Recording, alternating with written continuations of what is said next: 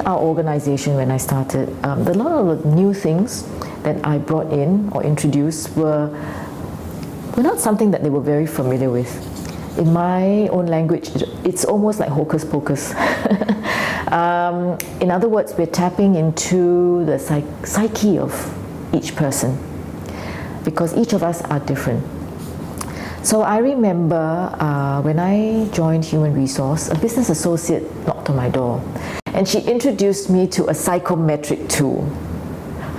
Of course, I didn't understand a single thing she said, okay, and the truth is I didn't really believe in it. I think historically, when it comes to psychometric tools, people have very bad experiences. I can explain. For example, it is not given to everyone, and if you're asked to do it, it means that it's not very good news. There is something we need to share with you about the way you are behaving in an organization, and we need to show you something about yourself on paper after you have done the tool. So it's not a pleasant thing. So where every time when you bring up the idea about psychometric tool, everybody runs away. So the journey goes like this. She said, we have actually used this before, but it's for team building.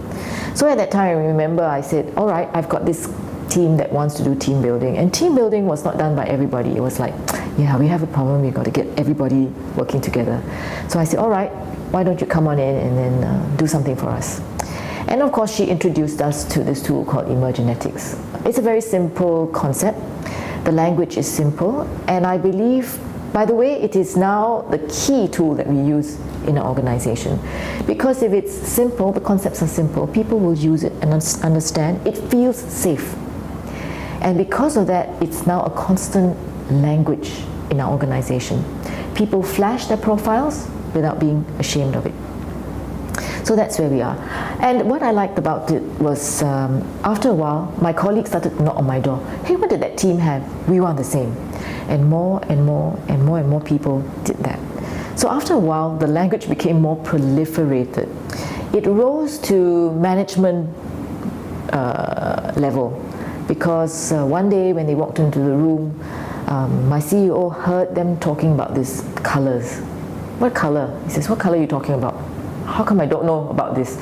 So they all laughed at him and said, oh, you obviously have not done your profile. So they shared with him, and he said, all right, I'll try. And after he did his profile, we did a debrief with him. He said, oh, this is very, very useful. Get everyone to do this.